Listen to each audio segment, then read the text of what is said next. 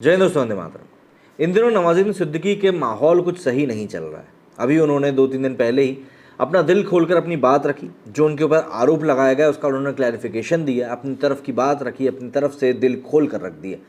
लेकिन उसके बाद उन्होंने जो बातें अपने क्लैरिफिकेशन में कही, अब उनकी बेगम रह चुकी आलिया ने उन सभी चीज़ों के ऊपर जवाब दिए हैं और साथ ही साथ अपनी बिटिया रानी को लेकर जो उन्होंने बात कही है वो तो और भी ज़्यादा शॉकिंग है। क्योंकि जिस तरह के खुलासे उनकी तरफ से हो रहे हैं, अगर नवाजुद्दीन सिद्दीकी उसका 1% भी निकलते हैं तो ये वाकई में एक बहुत विध्वंसक बात होगी जो निकल कर सामने आएगी, जिससे कि कई लोगों को धक्का लगेगा।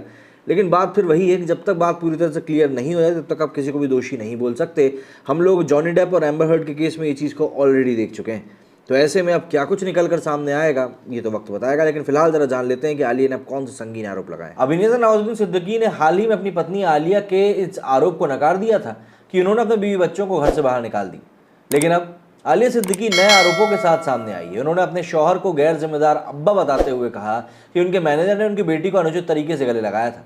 उनका आरोप है कि उक्त मैनेजर ने ऐसा कई बार किया, आपत्ति जताने के बावजूद वो ऐसा करता रहा। आलिया सिद्दीकी ने आरोप लगाया कि नवाजुद्दीन ने न सिर्फ अपनी बेटी को अपने पुरुष मैनेजर के साथ दुबई भेजा, बल्कि एक ही होटल यूनिट में रुकने के लिए भी कहा।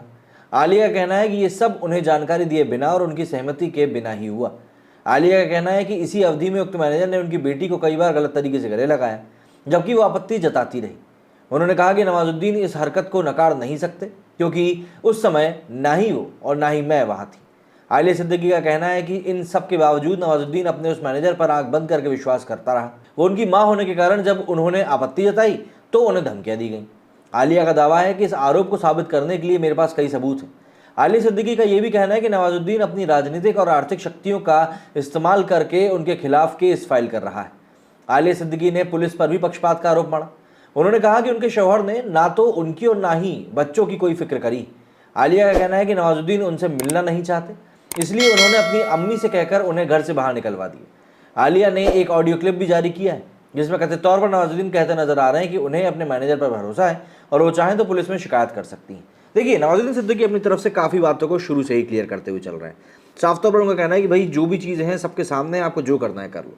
लेकिन कहीं ना कहीं एक नैरेटिव ऐसे गढ़ा जा रहा है ये बताते हुए कि नहीं, ये आदमी तो झूठ का पुलिंदा है, राक्षस है और न जाने क्या क्या है। लेकिन देखिए, फिल्मी सितारों की चमक धमक भरी दुनिया के पीछे इसी प्रकार का अंधकार छुपा होता है जिसको कि ये लोग जब बाहर आता है तो छुपा भी नहीं पाते हैं।